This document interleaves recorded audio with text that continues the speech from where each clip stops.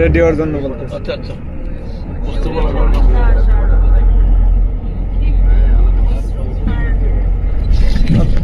কমলাপুর যেতে আর কতক্ষণ লাগবে? 5:03 বাজে। এই যে 5:30। হ্যাঁ 5:30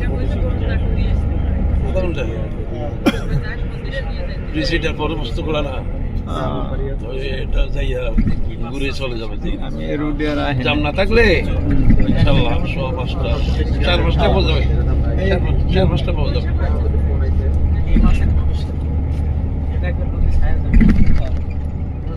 ভালো মাছ আছে, কচুরি ভালো থাকবে। এই যে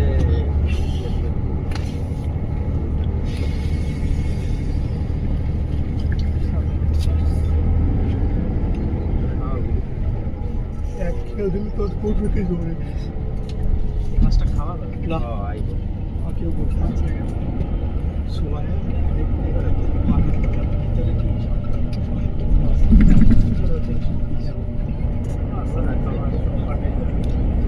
আমি তো 5:30 পৌঁছে যাবো এখানে। হ্যাঁ আচ্ছা, ওই যে ওই এই পার হয়ে গেলাম, ওই যে এই সেতু। আচ্ছা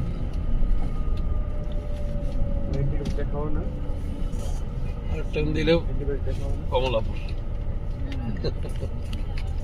আরেকটা দিলে কমলাপুর।